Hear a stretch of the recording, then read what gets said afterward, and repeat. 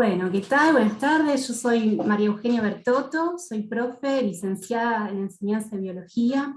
Hace un tiempito empecé a dar clases así particulares, grupales, a chicos que están en CBC haciendo biología o UBA21, tanto la 08 como 54, que últimamente cada vez son más parecidas en cuanto a los temas, pero en la profundidad de las evaluaciones no. Pero bueno, los temas se comparten, son en común, y estoy muy contenta de poder tener este proyecto. Por un lado doy clases una vez por semana así a la gorra, es decir, que el que quiere se suma y el que quiere aporta, o el que puede en realidad, porque a veces uno quiere y no puede, o a veces uno puede y no quiere, pero bueno, eso no importa. Y bueno, más cerca de los parciales hago así clases de repaso, son un poco más intensas. Espero que lleguemos bien a todo lo que tenemos que ver, que es un montón, muy ambicioso, ¿sí? Bueno, a mí siempre me sirve tener como una guía en torno a, por ejemplo, un parcial, así que en esta clase vamos a trabajar con un parcial que se tomó en biología celular, ¿sí?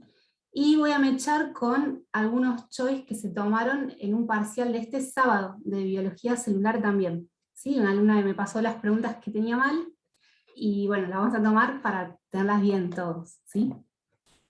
Cualquier cosa que quieran preguntar, lo dicen, ¿sí? Yo enfoqué las preguntas, o sea, todo este parcial tiene un montón de preguntas. Yo saqué todas las que no eran de los temas de hoy, y de los temas de hoy las organicé en grupos de preguntas, ¿sí? Tal vez alguna me haya quedado media perdida, pero ya la vamos a ir viendo, avanzando. Me parecía interesante empezar con enzimas, después seguir un poco con metabolismo. Creo que hay una canción que puede representar cuando estudiamos metabolismo, que puede ser algo así, ¿no? Así como vamos a estar ahí, pum, pum, porque hay como de todo. Creo que los que inventaron el metabolismo son fans de los nombres, les gustan mucho los nombres, porque tiene mucho eso. Bueno, entonces, después de metabolismo, vamos a ver también dentro del metabolismo la fermentación, glucólisis, ciclo de Krebs. Después pasamos a membrana plasmática, citoesqueleto, y bueno, vamos a ver cómo vamos con todo esto, ¿sí? Empecemos un poquito con esto del metabolismo, ¿no? Empieza una de las preguntas, que dice: las reacciones anabólicas liberan energía, se acoplan con hidrólisis de ATP, son fotodependientes, se acoplan a la síntesis de ATP. Bueno, esto nos da pie para poder empezar a pensar un poco qué son las vías metabólicas y todo eso. Entonces, vamos a compartir esta pantalla que habla de la bioenergía, ¿sí? Es la energía que utilizamos los seres vivos. Entonces, para definir el metabolismo, que dentro de las características de los seres vivos les van a preguntar metabolismo, autopoiesis, bueno, reproducción, metabolismo, que es la clase de hoy. Son todas las reacciones químicas que van a estar adentro de un ser vivo, por lo tanto, adentro, fuera de las células, ¿sí? ¿Para qué? Para que la materia se combine, se ordene, se organiza, y uno no se desintegre, si uno tiene una identidad bioquímica, gracias a que el metabolismo está cuidando qué sustancias tienen que permanecer adentro y dónde, qué sustancias tienen que eliminarse y por dónde, ¿sí? Eso es importante también, el por dónde. Entonces, desde el punto de vista metabólico, estas reacciones químicas pueden ser de dos tipos: anabólicas, que son las que van a construir, y las catabólicas, que son las que, como suena la palabra, van a degradar, destruir, ¿sí? Y las reacciones desde el punto de vista energético, ya que estamos hablando de materia y energía, en cuanto a la energía, van a ser endergónicas, es decir, ender es hacia adentro, van a incorporar energía en ellas, y las exergónicas van a liberar energía, ¿sí? Algo que me ayuda. No me fui, me traje muchas cosas para esta clase. Parezco más una maestra jardinera que una profesora de la universidad, pero bueno. Por ejemplo, acá podemos representar que tenemos una molécula, ¿sí? En cada circulito podemos pensar que son átomos, no importa de qué. Para que se una a otra molécula con otros átomos, va a necesitar energía, ¿sí? Entonces, para mantener enlazadas estas moléculas formando una sola, voy a necesitar incorporar energía. Y cuando yo las rompa, las separe, voy a tener dos moléculas separadas y la energía va a estar libre, va a ser una energía que se libere. Entonces, las reacciones endergónicas van a consumir energía. Entonces voy a necesitar energía para que se realice. Las exergónicas, a ver si funciona el efecto, van a liberar energía, ¿sí? Bueno, son conceptos fáciles, empecé por los fáciles. Entonces vamos a profundizar en el anabolismo, en donde dos sustancias que se llaman sustratos, que son las que están al comienzo de una reacción química, se combinan formando una misma sustancia que se llama producto, ¿sí? Es lo que se produce. Entonces, los procesos o reacciones anabólicas unen dos o más sustratos en un único producto. Y algo que nos puede ayudar es pensar los anabólicos. ¿Vieron los anabólicos, que son estas sustancias que uno consume, son proteínas, ¿no? Para crecer en masa muscular, bueno, podemos pensar que los procesos anabólicos son así. Se consume, ¿sí?, materia, se va incorporando para crecer. Entonces, de dos moléculas más pequeñas obtenés algo más grande, ¿sí? Ejemplos. Sintetizar proteínas, que algunos ya están en ese tema, algunos les quedará para el segundo parcial. Duplicación del ADN, ya también para adelante, fotosíntesis, síntesis de lípidos. Fíjense, la palabra síntesis es generar algo, ¿sí? Entonces, cada vez que lean la palabra síntesis,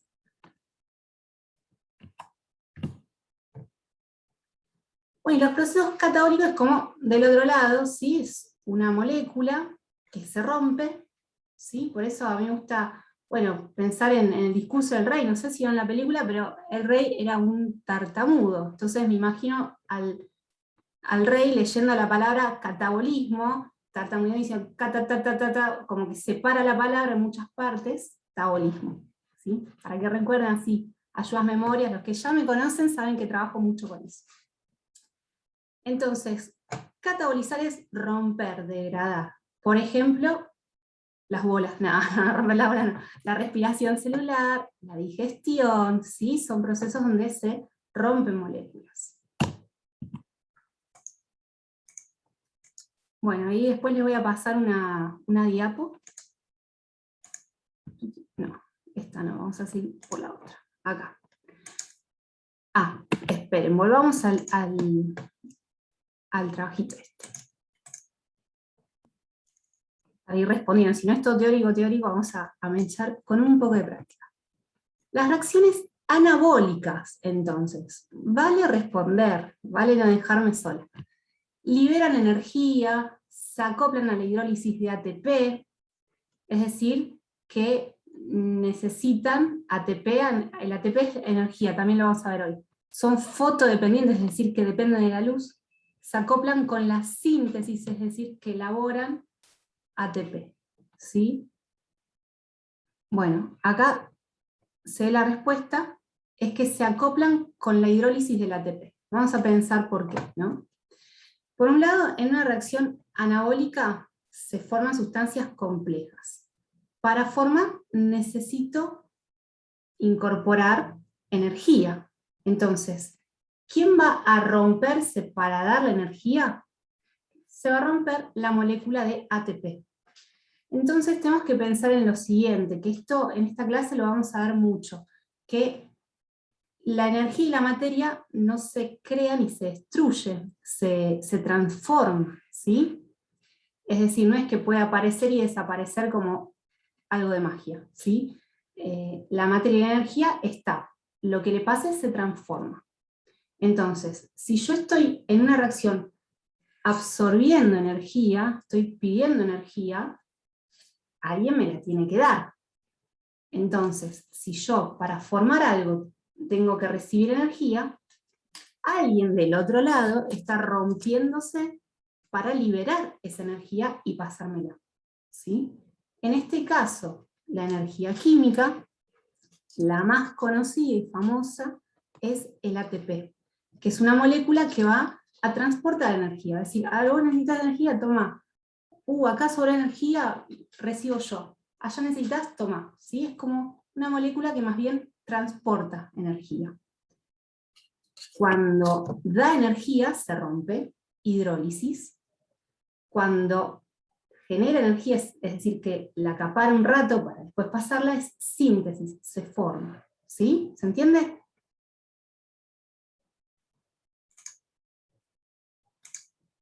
Bueno, sigamos. Las reacciones endergónicas. ¿A qué nos referimos con endergónicas? Recuerden, incorporar energía necesitan. Son catabólicas y espontáneas. Son reacciones catabólicas, pero no espontáneas, es decir, que ocurren porque ocurren. Liberan energía para sintetizar ATP y forman parte del anabolismo. Bueno, ¿qué les parece?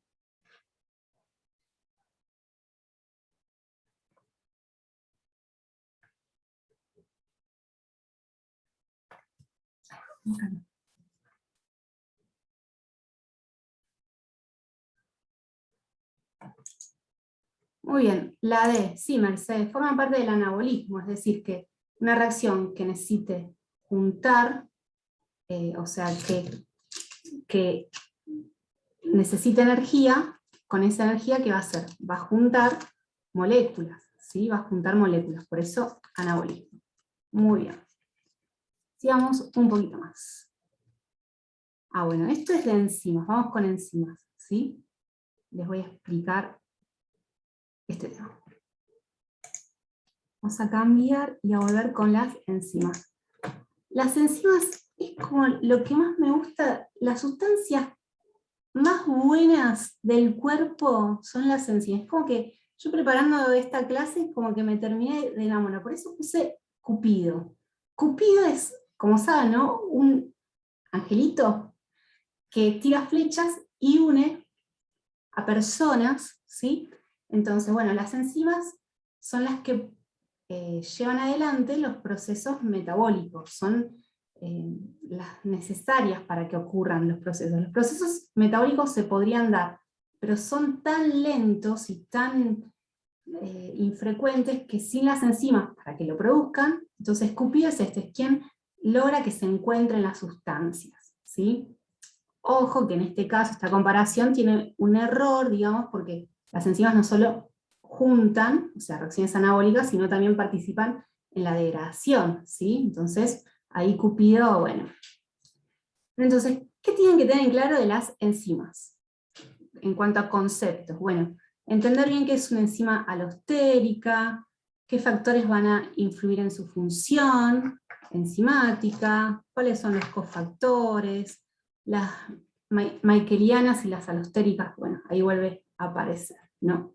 Entonces vamos a ir explicando un poquito, ¿no? ¿Qué características tienen? Por un lado son específicas. ¿Por qué? Se dice que, no sé si por ahí está la definición, pero bueno, se las digo yo desde ahora. Las enzimas son catalizadores biológicos, es decir, que actúan en los sistemas vivos. Y están formadas, en la mayoría de las veces, por proteínas. Y como saben, y si no lo saben, apréndanlo o recuérdenlo, las proteínas son biomoléculas que tienen una estructura tridimensional particular. Entonces, gracias a esa estructura, cumple una función. Por lo tanto, las enzimas son específicas porque tienen estructuras, formas distintas, y esas formas les permiten realizar diferentes tipos de reacciones químicas.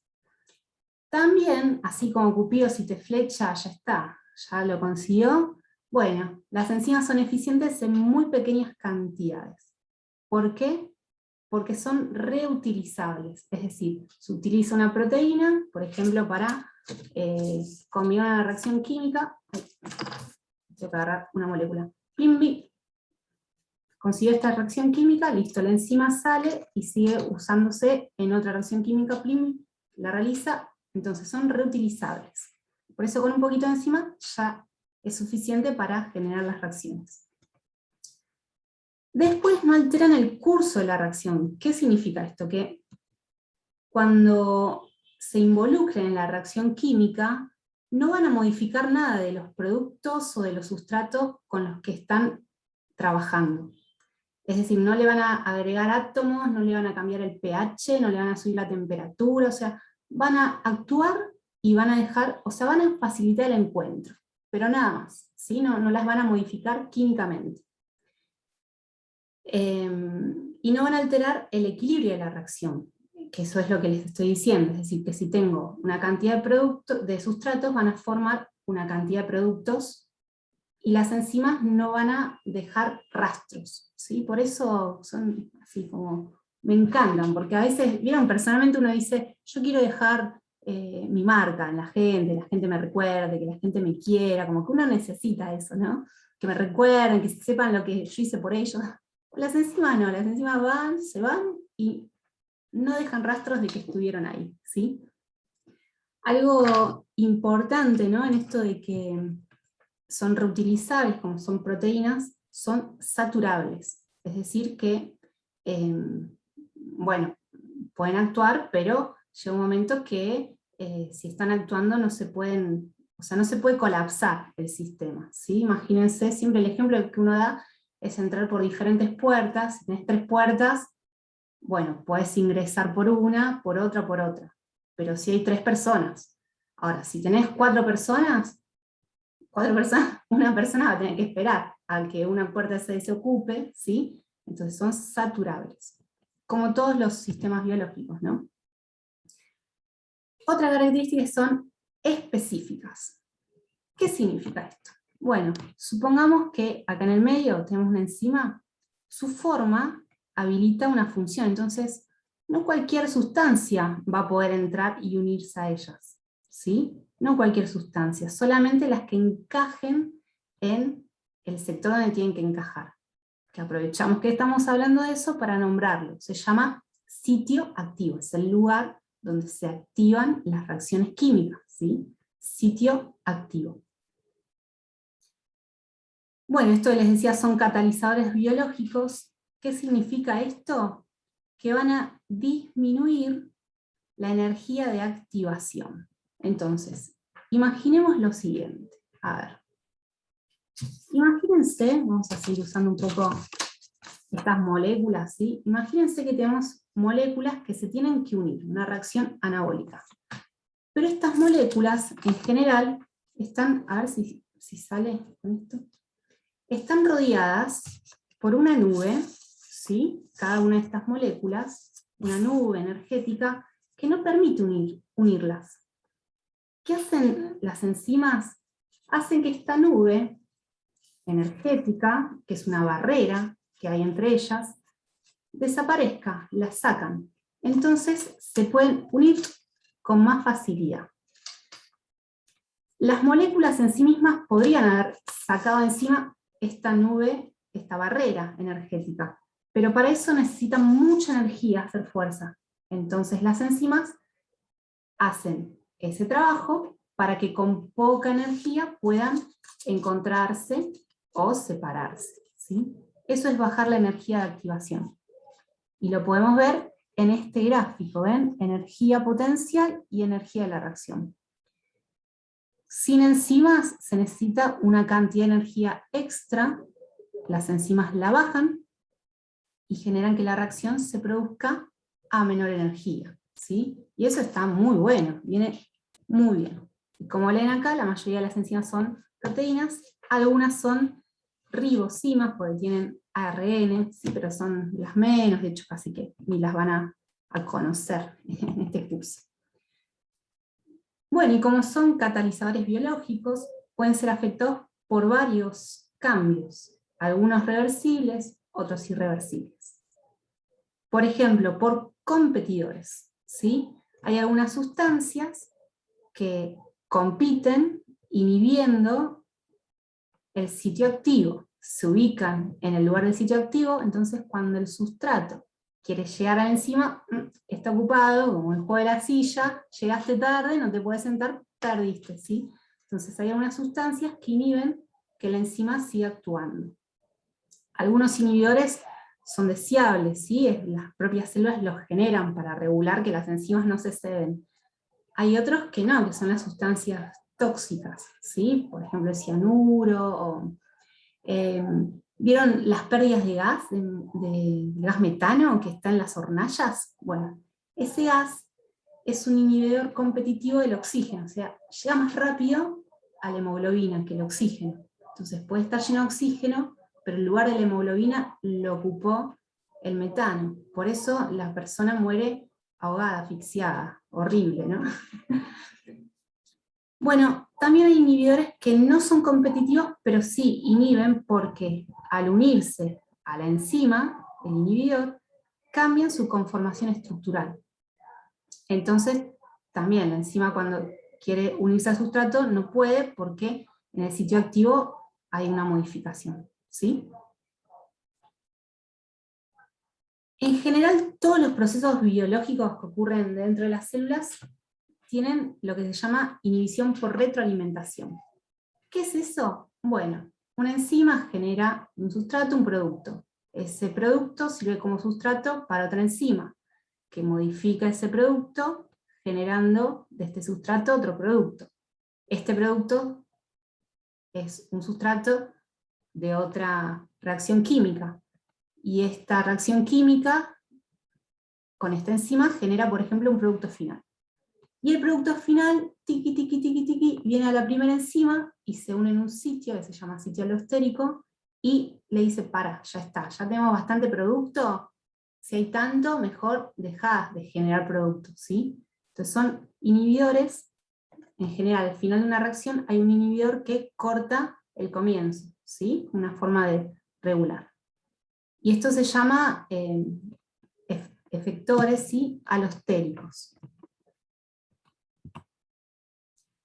Bueno, también el cambio de pH, las proteínas tienen aminoácidos, los aminoácidos, como dice la expresión, tienen lugares ácidos, algunas proteínas tienen sectores más ácidos que otros, entonces la acidez de la proteína le puede dar una funcionalidad, pero a la vez la puede modificar para que deje de actuar, ¿sí?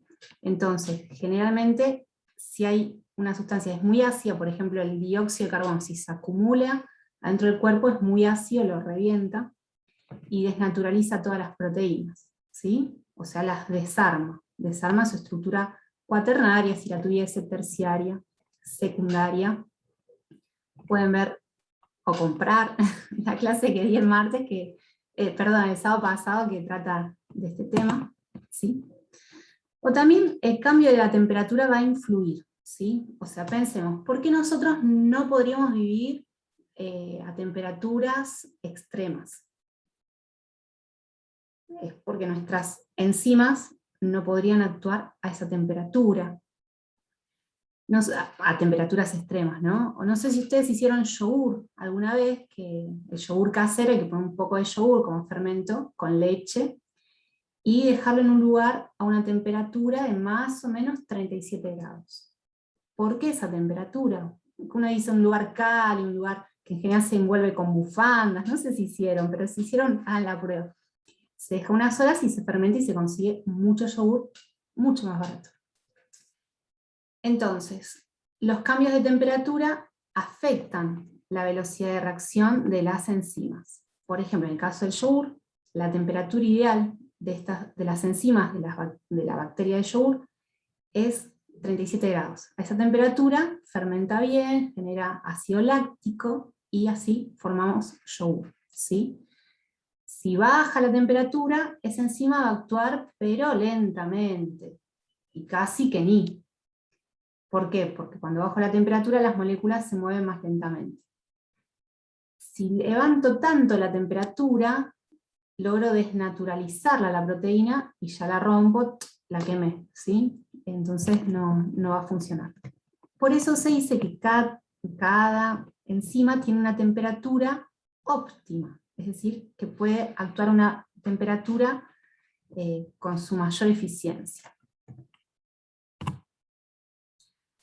Bueno, algo importante que tienen que... creo que acá no está, pero les cuento que hay dos modelos de actuación de lo que es cómo actúa el sustrato con la enzima. Uno es el modelo de llave-cerradura, ¿sí? ¿Cómo es el modelo llave-cerradura? Por ejemplo, la cerradura sería la enzima y la llave es el producto, el sustrato. Entonces, así como una llave con una cerradura es específico, no puedes poner cualquier llave, o puedes poner pero no va a funcionar, si es bien específico, las proteínas actúan con un modelo así, llave-cerradura, donde la forma de la proteína, o sea, de la enzima, coincide con la forma de los sustratos. Y hay otro modelo que se llama ajuste inducido, que tiene que ver con proteínas como si fuesen guantes, ¿sí? Quiero que el guante se va a moldar. Si tenés mano más grande se estira, más chica, bueno. Son proteínas, este modelo de ajuste inducido, que se ajustan a la forma del sustrato para poder fabricar el producto, ¿sí? Así como el guante con una mano. Saco el guante porque hoy como que hace un poco de calor, ¿no? Ya casi terminamos con enzimas. Dos tipos de enzimas, bien importantes. Uno son las michaelianas, ¿sí? Michaelianas. ¿Qué característica tienen estas enzimas? Bueno, imaginemos una proteína como un albañil extremadamente entrenado pasando ladrillos. Pimba, pimba, pimba. Puedo aumentar la cantidad de ladrillos y lo va a pasar más rápidamente. Pimba, pimba, pimba. Sin embargo, hay un punto en que va a alcanzar su máximo de capacidad. No puede llegar a un momento, volverse loco, porque no va a agarrar ningún ladrillo, hace un caos, ¿no? Entonces, cuando una proteína, una enzima, tiene un exceso de sustrato, es decir, las sustancias que se están, los ladrillos, por encima de su capacidad, decimos que se satura, como que, bueno, pará, flaco, no me pases más ladrillos porque hasta acá llegué. Esa velocidad y esa eficiencia de las enzimas se puede graficar. ¿Cómo se grafica? Se grafica en un gráfico, menos mal, donde se escribe la concentración del sustrato, o sea, la cantidad del sustrato abajo, y la velocidad de la reacción arriba. Y hay un valor que se llama Km, que ahora lo voy a representar a ver si les queda bien, ¿no? Que es la mitad de la velocidad, ¿sí? En donde la enzima alcanza la velocidad máxima. Por ejemplo, en 0,33 alcanza la velocidad máxima, la mitad de eso es, por ejemplo, 18, más o menos, 18,5, si sería 0,33. En ese valor se encuentra el Km. El Km es un valor medio complejo de pensar, pero que da la noción de lo que es la afinidad, ¿sí? De la afinidad de la enzima por el sustrato. Entonces les voy a hacer un pedido, van a tener que calcular el tiempo, ¿sí? Van a tener que participar conmigo. ¿Se animan? Bueno, miren, yo les voy a mostrar algo. Hay algo que a mí me encantan, y sobre todo en este momento del año, que están más baratas que nunca, todavía pueden bajar un poco más, que son las frutillas. A veces me compro un montón de frutillas y las frizo, ¿sí? O sea, yo tengo mucha afinidad por las frutillas, mucha. Las frizo para comer en invierno, cuando no hay en ningún lugar, o cuando están re caras y feas. Y también la palta. La palta no me gusta, pero para nada, nada, nada. Si me la tuviesen que dar de comer, porque bueno, te están invitando, bueno, qué sé yo. No soy alérgica a la palta, pero no, prefiero. Entonces, vamos a ver dos situaciones, ¿sí? Quiero que cuenten en segundos cuánto tardo en llegar a las frutillas. Mira. Voy a poner las frutillas, no sé si se van a ver. A ver cómo podría ponerlas para que se vean. A ver. Tuki. Ahí. Vamos a poner las frutillas ahí. Cuenten cuántos segundos tardo en llegar a las frutillas, ¿sí? A ver. Yo que soy muy afín, empezamos a las 3, 2, 1. ¿Cuánto tardé? ¿Contaron? 2 segundos. Bueno, vamos a ver 3 segundos, bueno, más o menos. Segundo, profe. Vamos a cambiar ahora por la palta, ¿sí? Vamos a sacar la frutilla, vamos a poner la palta y vamos a probar lo mismo, ¿sí? A ver, empezamos a las 3, 2, 1. Voy a buscar la palta. Soy muy poco afín por la palta. Llegué. ¿Cuánto tardé? 2 minutos. 1 minuto. ¿Qué significa esto? ¿Qué significa? Que el km podemos pensar que son los kilómetros por hora. Para buscar frutillas, que soy re afín, tardé muy poquito. Entonces, el km es menor. Es chiquitito, ¿sí? Tardé poco. Y para buscar la palta, tardo un montón. ¿Por qué? Porque no tengo tanta afinidad. Entonces, las enzimas son muy afines a algunos sustratos, es decir, que enseguida se encuentran y reaccionan. Por eso el km es menor. Cuanto más afinidad, menos tiempo. Ahora, si las enzimas no son tan afines, es decir, que tardan en encontrarse tipo Maru y la palta, no hay tanta afinidad. Entonces la velocidad tardas más tiempo. Por lo tanto, si tenés menos afinidad, vas a tener mayor km. ¿Se entiende la idea? Bueno, si no se entienden, después practiquen un poco. Coman frutillas y palta. Vamos a algunas ayuditas. Bueno, del km, acá les expliqué, ¿sí? Frutilla, la palta. Y vamos a recordar un poco lo que es Michaelianas, ¿sí? Con Michael Jordan. Es como si fuese el Maradona en básquet, ¿sí?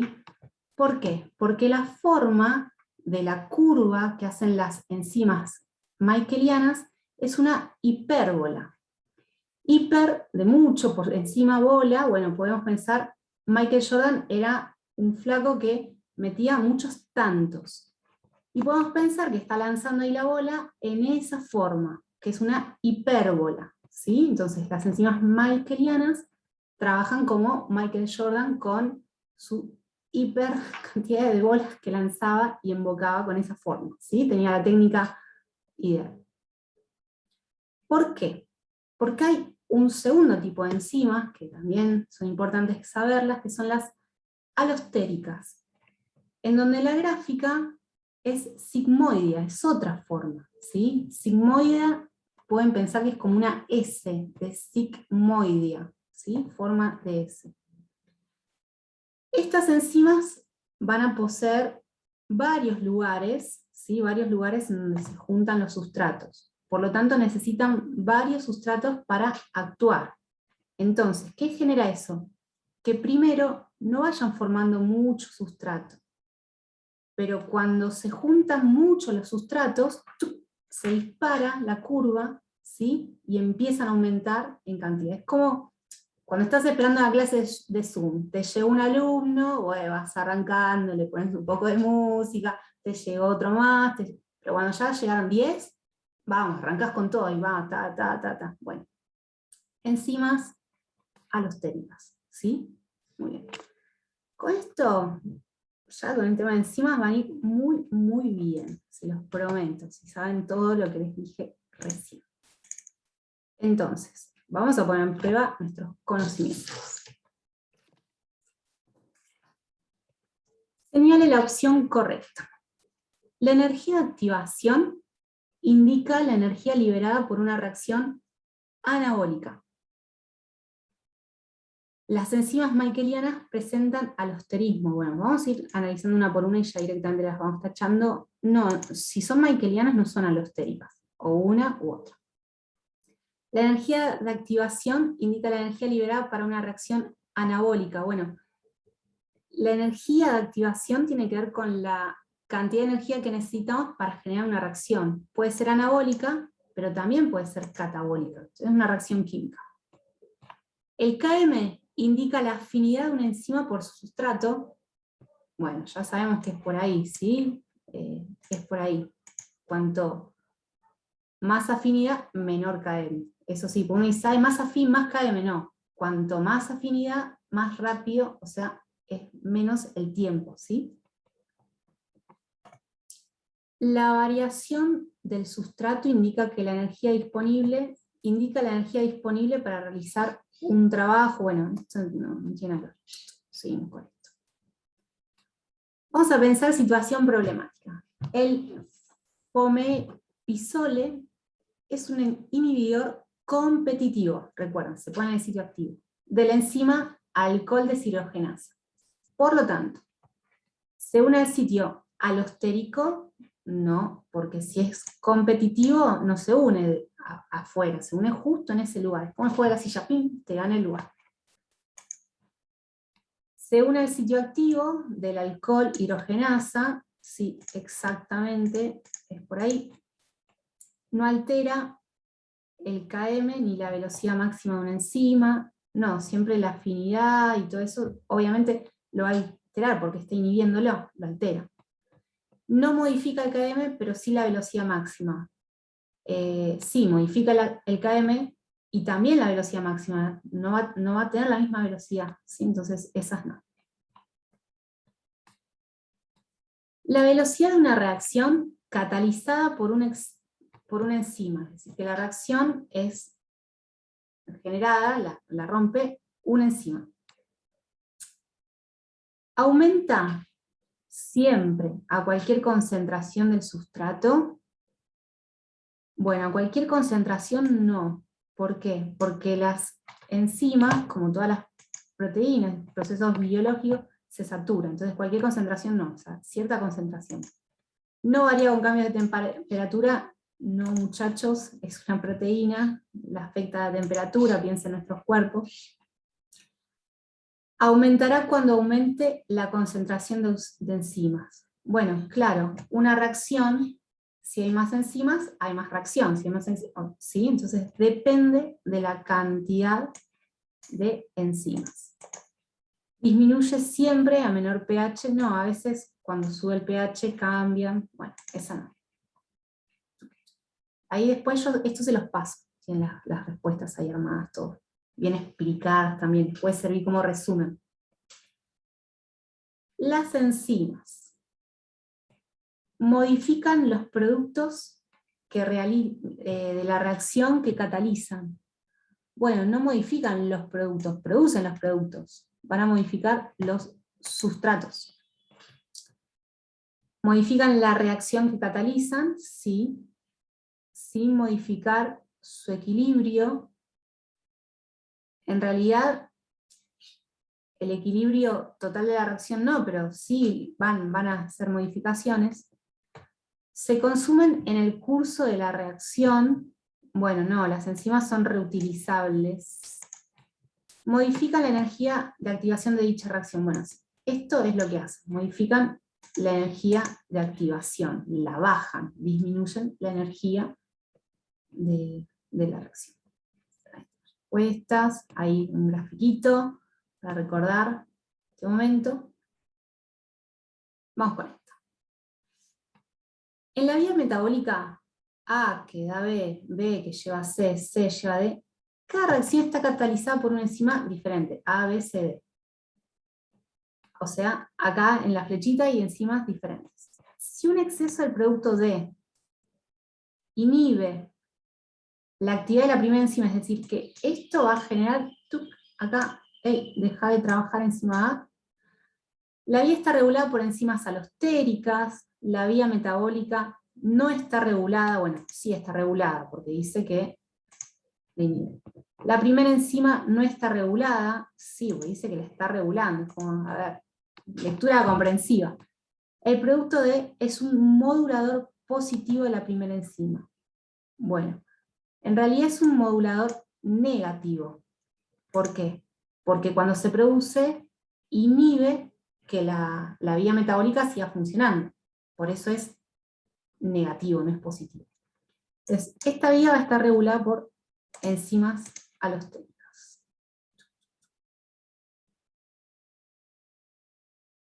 Bueno, acá ya vamos por otro tema. Cerramos metabolismo, enzimas, para ir con respiración celular, ciclo de Krebs y todo esto, ¿sí? Entonces, Si tienen alguna pregunta para hacer de enzimas, de todo esto que estoy explicando, a la hora calle para siempre, y voy a detener